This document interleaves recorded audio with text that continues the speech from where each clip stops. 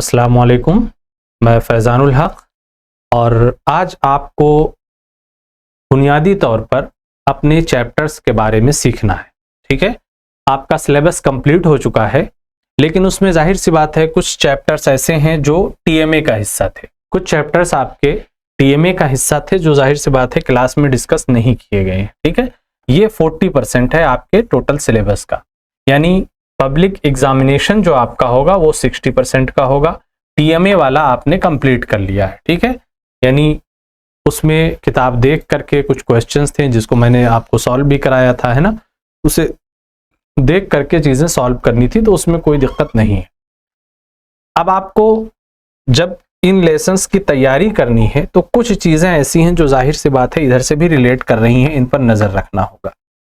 दो हिस्से में आपका सिलेबस डिवाइड है, एक तो टीएमए का 40% और पब्लिक एग्जामिनेशन का 60%।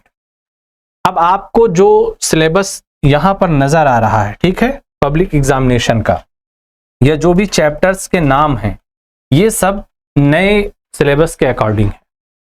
सिलेबस आपका अपडेट किया गया है, चेंज हुआ है कुछ, है ना।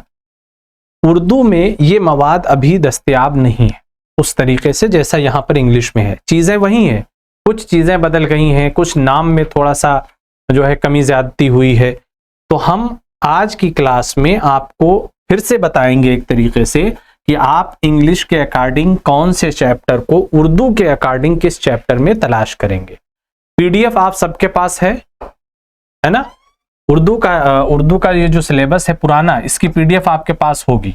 आपका काम ये है कि इन दोनों फहरिस्त को सामने रखने के बाद पहले उसे मैच कर लेंगे, ताकि आपको अगर इसके अकॉर्डिंग तैयार करना है कुछ कोई सबक तो कंफ्यूजन ना हो। तलाश करते रह जाएंगे वरना मिलेगा नहीं जल्दी से, है ना।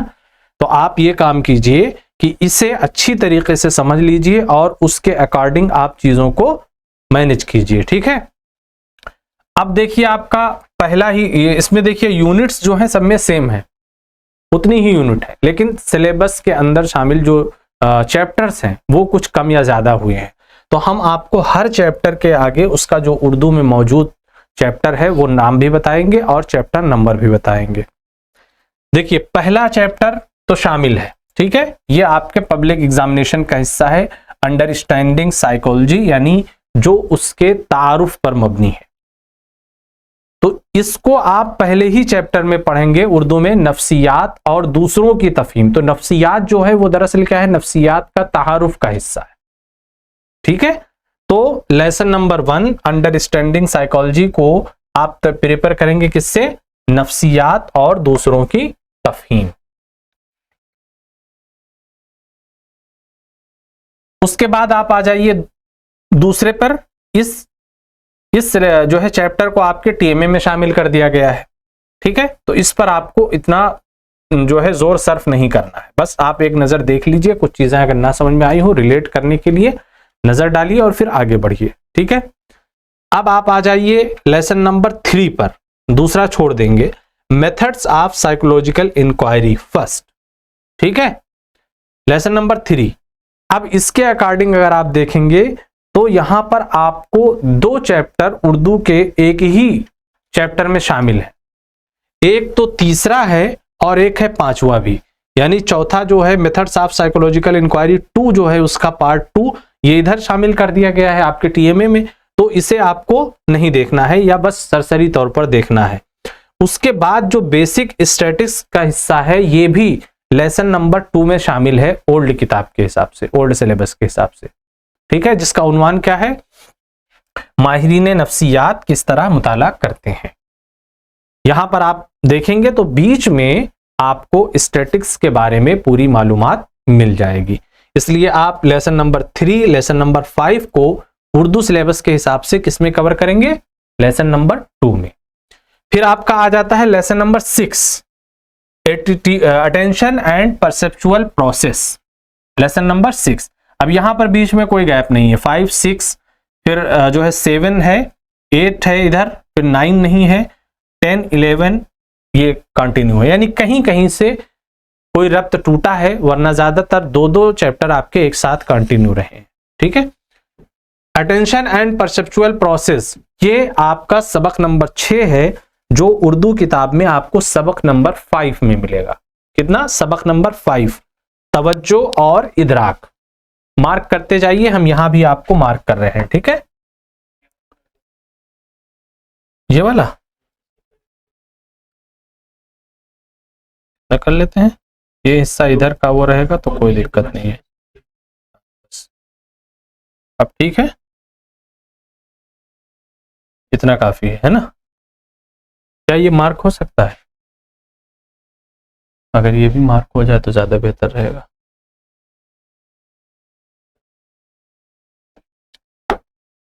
हाँ।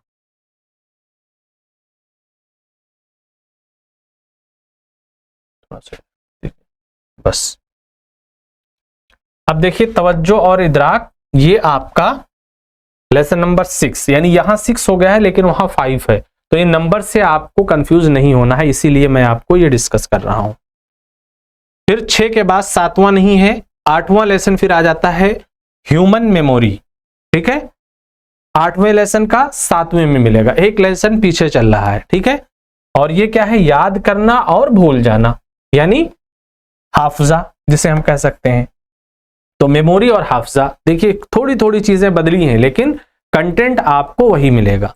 तो याद करना और भूल जाना, या फरामोशी का अमल कह लीजिए, हाफजे का अमल कह लीजिए, कुछ भी आएगा, आप इससे रिलेटेड क्वेश्चंस जो सबक नंबर 8 का हिस्सा है, इसे सबक नंबर 7 में तलाश करेंगे उर्दू की किताब के हिसाब से। फिर लेसन नंबर 9 नहीं है, लेसन नंबर 10 इमोशंस, जज्बात। लेसन नंबर 10 आपको मिलेंगे लेसन नंबर 10 में, सेम है इसका, ठीक है। क्योंकि यहां पर देखिए 10वां सबक आपका क्या है? जज्बात, ये देखिए, ठीक है। तो आपको 10वें सबक का 10वें सबक में ये क्लियर मिल जा रहा है, ये ठीक है। और उसके बाद में 11वां अगला ही कंटिन्यू है, thinking and problem solving, lesson number 11। क्या ये दूसरी किताब का हिस्सा है? देख लीजिए, लेसन नंबर 11 आपका लेसन नंबर 8 में मिलेगा, thinking and problem solving. Lesson number 11 thinking and problem solving, ये आपका 8वें सबक का हिस्सा है उर्दू के हिसाब से। फिक्र, हकीकत से दूर होना, यानी फिक्र और इस्तिदलाल। बुनियादी तौर पर फिक्र और इस्तिदलाल आपके चैप्टर का उन्वान है, इसी को अंग्रेजी में थिंकिंग एंड प्रॉब्लम सॉल्विंग कहा गया है। ये पूरा चैप्टर आपका जहां मिल जाएगा। फिर लेसन नंबर 12 आप में शामिल नहीं है, टीएमए का हिस्सा है। 13 इन्फेंसी एंड चाइल्डहुड, ये बुनियादी तौर पर इंसानी ग्रोथ से मुतालिक जो चैप्टर की शुरुआत हुई है, और इसमें 3-4 चैप्टर एक साथ शामिल है, ठीक है। तो उससे मुतालिक ये पहला सबक है। लेसन नंबर 13 का आपको 12 में मिल जाएगा, नशो नुमा का दायरे अमल। ये देखिए, यहां आप नशो नुमा का दायरे अमल, इसमें आपको चीजें मिल जाएंगी। आप अगर हेडिंग ना मिले तो उससे परेशान मत होइएगा, ठीक है। क्योंकि यहां पर देखिए इन्फेंसी यानी बचपन, दूध पीने की मुद्दत को जिस तरीके से कहते हैं चाइल्डहुड, तो वो वहां नहीं है। तो नशो नुमा का दायरे अमल, जब एक दायरा बनता है तो कहीं से शुरू हो रहा होता है, तो वो उसी दायरे की बात कर रहे हैं, तो वो इन्फेंसी ही से शुरुआत हो रही है, इस तरीके से थोड़ा सा नाम बदला हुआ है।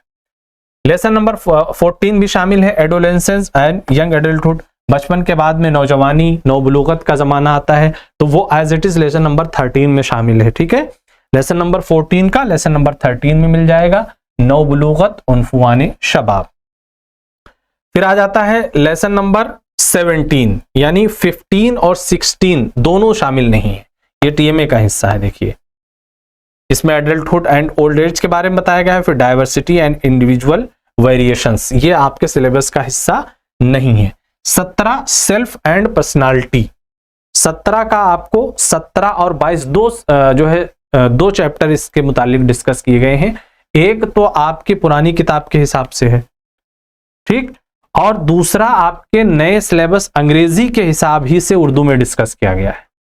तो इस वीडियो को आप अच्छी तरीके से देखिए, दोनों क्लास की, ठीक है, आपको मिल जाएंगी। लेसन नंबर 17 और 22 मार्क कर लीजिए। नफ्स और नफ्सियाती अमल एक, और दूसरा शख्सी इदराक और बैन शख्सी कशिश। नहीं, ये दोनों तो पुरानी किताब के अकॉर्डिंग है ना, ये अंग्रेजी वाले नहीं है, ये आपको एटीट्यूड में मिलेगा। तो ये दोनों चैप्टर बुनियादी तौर पर सेल्फ एंड पर्सनालिटी से रिलेट कर रहे हैं। ठीक है, लेसन नंबर 17। 18वां है इंटेलिजेंस, ज़हानत का, ज़हानत से मुताल्लिक, और ये आपको पुरानी किताब में लेसन नंबर 15 में मिलेगा, जिसका उन्वान क्या है, इनफिरादी इख्तिलाफ को समझना, ज़हानत का मसला। ठीक है, इंटेलिजेंस ये आपका यहां इससे मुताल्लिक है, लेसन नंबर 15। देखिए ऊपर नीचे चीजें हो रही हैं, उसकी वजह ये होती है कि सिलेबस को अपडेट किया जाता है और ये बताया जाता है, गौर किया जाता है कि किस यूनिट में इसे रखा जाए, किस चैप्टर को पहले पढ़ा देना ज्यादा फायदेमंद होगा। तो उसके मुताल्लिक राय बदलती रहती हैं, चीजें नई नई आती रहती हैं, इसीलिए चीजें ऊपर नीचे हुई हैं। ठीक है, तो आप तैयारी इसके अकॉर्डिंग करिए और इसमें जो चीजें डिस्कस हुई हैं उसको तलाश कीजिए इसमें। ठीक है, लेसन नंबर 18 हो गया। लेसन नंबर 19 पे आ जाइए, ग्रुप प्रोसेसेस। अब इसी को नाम बदल करके इज्तिमाई अमल कर दिया गया है, लेसन नंबर 21। यानी लेसन नंबर 19 देखिए 21 बढ़ गया, यहां आगे बढ़ गया वहां पीछे था, ये इज्तिमाई अमल, ग्रुप प्रोसेस। ठीक है, फिर लेसन नंबर 20 आ जाता है एटीट्यूड। इसको भी हमने 2 क्लासेस में डिस्कस किया है। लेसन नंबर 20 का आपने 23 लिखा है ना, लेकिन ये 20 में भी डिस्कस हुआ है। यानी इस चैप्टर को हमने इंग्लिश के अकॉर्डिंग 22 में ही डिस्कस किया है, इंग्लिश को उर्दू में ट्रांसलेट करते हुए उसका जो मीनिंग है वो आपको बताया है, और फिर उर्दू के हिसाब से इसे हमने 23 में डिस्कस किया है, इंसान माहौल का बाहमी तामुल। अब मैं आपको एक बात बताऊं कि आप ये मत समझिए कि नए वाला जो है वही यूनिक है। अगर आप दोनों को मिला करके पढ़ेंगे तो ज्यादा चीजें जो है क्लियर होती हैं, क्योंकि इस हिस्से को इसमें तर्क कर दिया गया है। तो अगर आप समझना चाहते हैं अच्छे से तो फिर इस हिस्से को भी कवर कीजिए और इसको भी। पहले इसे आप उर्दू ही में अगर देख लेंगे तो कुछ चीजें क्लियर हो जाएंगी। उसी को आगे बढ़ाया गया है लेसन नंबर 20 में, जो अंग्रेजी में आपके सिलेबस का हिस्सा है। तो यहां भी आपको 2 चैप्टर देखने, लेसन नंबर 20 में 2 चैप्टर आपको मिल जाएंगे, और इधर कौन सा था, सेल्फ एंड पर्सनालिटी वाला ना, इसमें आपको 2 लेक्चर मिल जाएंगे। ठीक है, ये बहुत आपके काम की चीजें हैं। फिर आ जाता है lesson number 23, mental health problems. ये इस उन्वान से नहीं लेकिन इससे मुताल्लिक 25 लेसन नफ्सियात सेहत। सेहत की बात जब आती है तो उसमें जहनी भी होती है, जिस्मानी भी होती है, इसलिए यहां पर नफ्सियात सेहत में आपको ये चीजें मिल जाएंगी। सबक नंबर 25 पुरानी किताब के अकॉर्डिंग। क्लियर, इतने ही है ना। 23 कितने चैप्टर हो गए टोटल इसमें?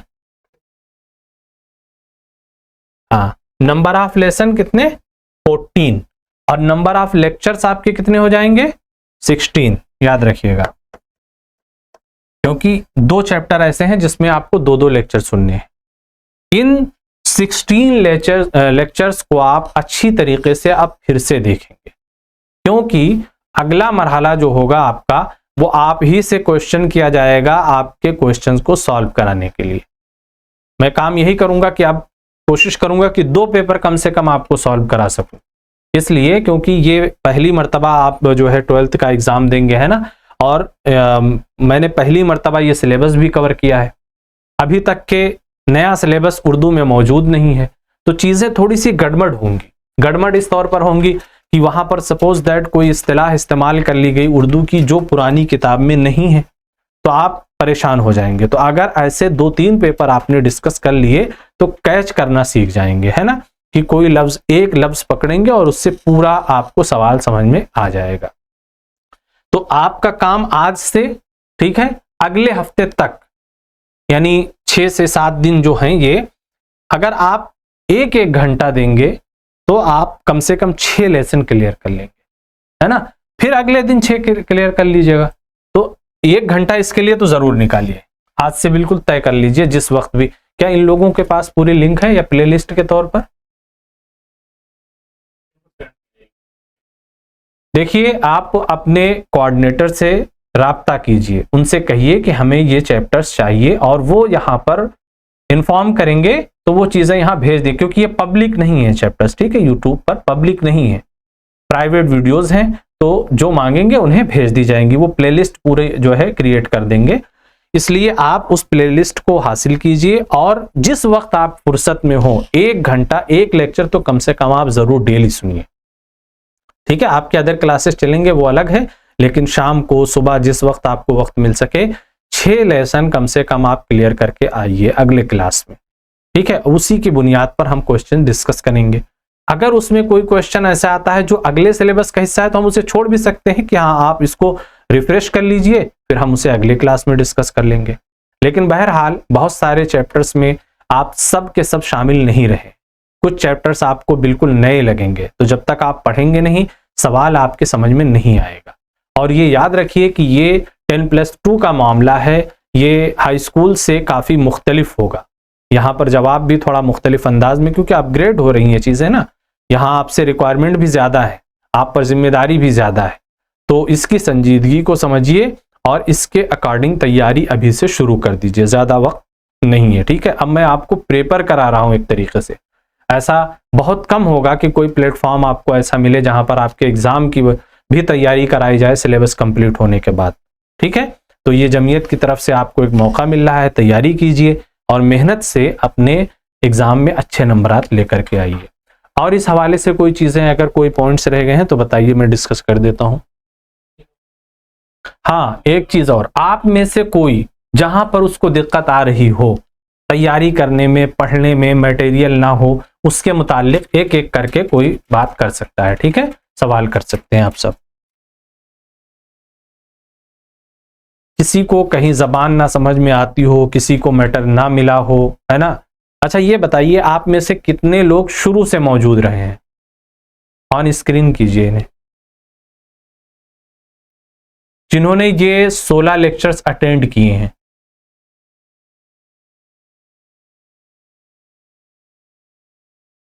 है कोई?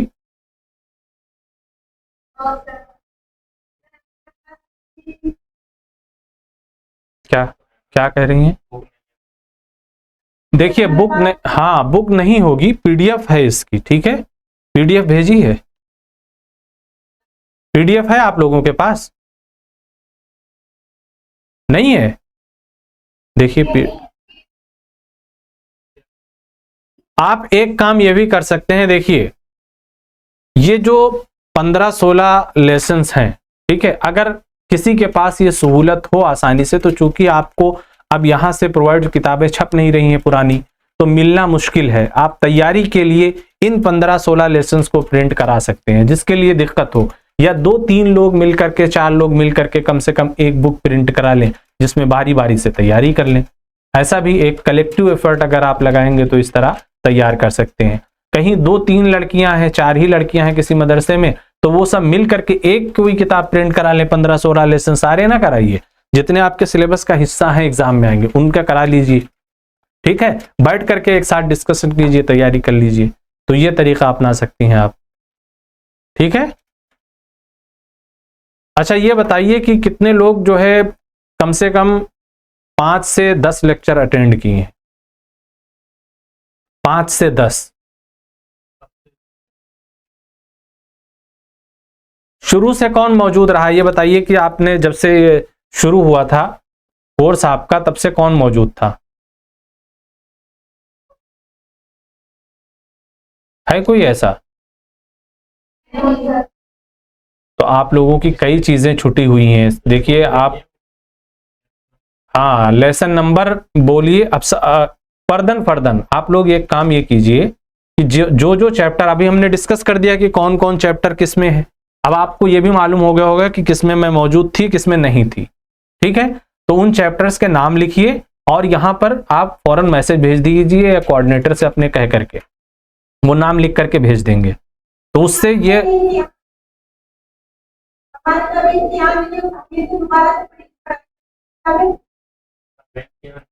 देखिए इम्तिहान में अभी वक्त है, लेकिन आप प्रिपेयर हो जाइए इस तरीके से कि इसके दौरान अगर आपके जहन में तैयारी कर रही हैं, कोई क्वेश्चन आएगा तो मैं बता सकूंगा, अगर आप एग्जाम तक के उसे छोड़ करके रखेंगे तो जाहिर सी बात है दूसरे क्लास चलने लगेंगे, फिर आपको मौका ही नहीं मिलेगा मुझसे पूछने का।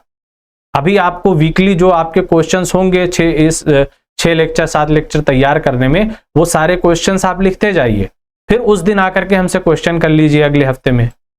ठीक है, मैं ये कह रहा हूं।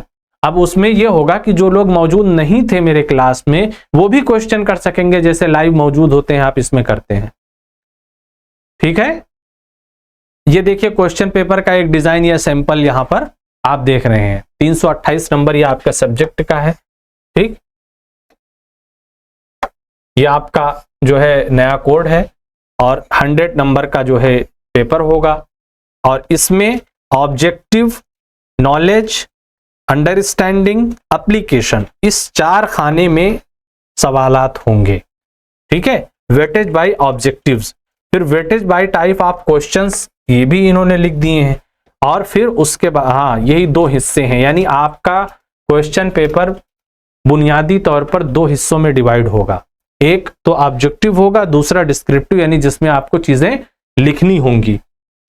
ऑब्जेक्टिव में अगर आप देखेंगे तो यहां पर 3 तरह की चीजें हैं। क्या है?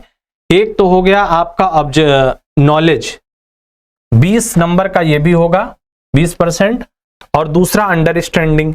नॉलेज और अंडरस्टैंडिंग में फर्क है, जब मैं डिस्कस करूंगा तो आपको बताऊंगा। जैसे अगर मैं आपको बताऊं कि आपसे एक सवाल करूं कि ताजमहल कहाँ है, तो आप जाहिर सी बात है कहेंगे आगरा में है, अपनी समझ से कोई भी बात होगी बताएंगे, ये आपकी नॉलेज है। ठीक है, लेकिन अगर मैं ये क्वेश्चन करूं कि आगरा में ताजमहल आपको कैसा लगता है, या आगरा शहर में ताजमहल का होना आपको कैसा लगता है, तो इस पर सबके ख्यालात बदल जाएंगे, है ना। किसी को लगेगा अच्छा लगता है, कोई कहेगा नहीं इसे होना चाहिए दिल्ली में, कोई कहेगा नहीं साउथ में किसी जगह पे होना चाहिए। अब ये जो उसकी अंडरस्टैंडिंग होगी, जो समझ होगी, उसके हिसाब से वो जवाब देगा। तो नॉलेज अंडरस्टैंडिंग में फर्क होता है। आप जो समझेंगे, कहीं पर कोई इख्तिबास दे दिया जाएगा, कोई कोटेशन दे दिया जाएगा, उससे आप जो समझेंगे मार्क करेंगे ऑब्जेक्टिवली, वो अंडरस्टैंडिंग का हिस्सा होगा। तो नॉलेज, अंडरस्टैंडिंग, नॉलेज तो आप रट के ला सकते हैं, लेकिन अंडरस्टैंडिंग के लिए आपको तवज्जो से पढ़ना जरूरी होगा। ठीक है, तो ये 2 हिस्से हो गए ऑब्जेक्टिव के। फिर उसके बाद में ये जो टाइप ऑफ क्वेश्चन के तहत इन्होंने जो डिवाइड किया है, यहां पर देखिए MCQ, objective, VSA, SA, LA, ये शॉर्ट फॉर्म है। ठीक है, जब मैं डिस्कस करूंगा तो बताऊंगा। यहां पर 20 क्वेश्चन तो एमसीक्यू के, ओबीजे 3, ये 3, 6 क्या 2 हिस्से उसी में किए हुए हैं। इसके 2 शिक क्यों की हैं? इसको क्वेश्चन पेपर देखने के, देखिए बहुत सारी चीजें तो इसमें पेपर से नहीं क्लियर होंगी, क्योंकि ये एक फॉर्मेट है। जब पूरा पेपर आप सैंपल पेपर आपको मिलेगा तब वो चीजें क्लियर होंगी। लेकिन ये बहरहाल यहां पर ये देख लीजिए आप, ये टोटल 45 क्वेश्चंस होंगे। ठीक है, और मार्क्स तो इसके भी कितने हो जाएंगे? 100। तो 100 ये और 100% यानी मार्क्स, तो 200 नंबर का पेपर है। वो वेटेज के हिसाब से, टाइप ऑफ क्वेश्चन के हिसाब से नहीं, तो weightage bye type of question तो परसेंटेज तो वही आ रहे हैं ना। टोटल मार्क्स इसके देखिए, परसेंटेज 100% मार्क्स यहाँ पे देखिए 100 दे रहे हैं। इस तरह के सवाल है। अच्छा, यानी ऐसे आप देखेंगे तो 50-50% है ना। यानी उन दोनों को अगर आप अपने आप में डिवाइड कर रहे हैं तो 100 कैसे हो रहे हैं, इसके बारे में वहां पर बताया गया, तो वो 100 मार्क्स। फिर इसके हिसाब से यहां पर टोटल मार्क्स 100। ठीक है, ये क्वेश्चन के हिसाब से। अब अगर आप इनको मिला देंगे तो 50-50% मिलकर के 100% पूरे क्वेश्चन का हो जाता है। देखिए, सबसे पहले तो इसकी आपको प्रिपरेशन करनी होगी, तब हम इस पर मजीद गुफ्तगू कर सकेंगे। तो कम से कम 6 सबक आप तैयार करके आइए, 6 लेक्चर्स देखिए, और आप खुद जो है कोऑर्डिनेटर से राब्ता करके इन्हें भेजिए अफजल साहब, वरना वो जो है ना रह जाएंगी चीजें। हाँ, प्राइवेट वीडियोस जो भी है, एक जो है प्ले लिस्ट क्रिएट कीजिए और भेजिए, और जो जो पढ़ के आएगा मार्क करके आएगा। ठीक है, बाय नेम भी मैं पूछ सकता हूं, मदरसे के नाम से भी पूछ सकता हूं आपसे। अब जो है वो डिस्कशन होगा, अब लेक्चर नहीं होगा। अब आपको भी शामिल रहना है हमारे साथ क्वेश्चन सॉल्व करने में। प्रिपरेशन में। ठीक है, तो अब बताइए किसी के जहन में और कुछ पूछना है, अगर पूछ सकता है तैयारी के हवाले से या कुछ भी।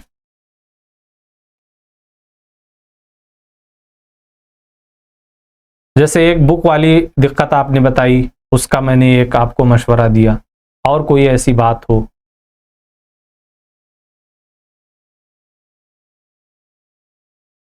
है किसी के जहन में कोई सवाल?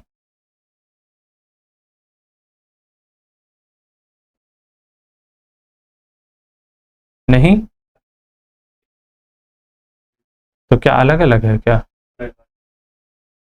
अच्छा, कितने लोग अप्रैल वाले सेशन के हैं, कितने लोग अक्टूबर? पहले अप्रैल वाले हाथ उठाइए। अप्रैल वाले हैं इसमें कोई? अच्छा, इस मदरसे में देखिए 2-3 लोग हैं।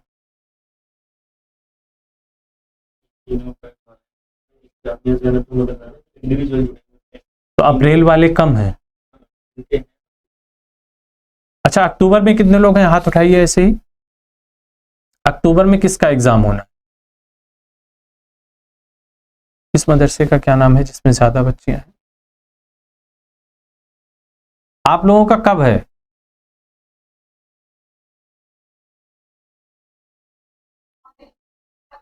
अप्रैल में। तो यानी आपका तो सिलेबस रिसाइकल होगा, है ना? आपका सिलेबस रिसाइकल हो जाएगा, कोई बात नहीं, आप प्रिपरेशन बहरहाल फिर भी शुरू कर दीजिए। ठीक है, और जिन लोगों का अक्टूबर में है वो तो खास तौर पे सीरियस हो जाएं। शामिल रहेंगे आप सब, हम सब डिस्कशन में, ठीक है, क्योंकि एक साथ क्लास चलती है तो उसमें कोई दिक्कत की बात नहीं, आपका कोई नुकसान नहीं है। चीज़ें रिपीट हो जाएं ये अच्छी बात है।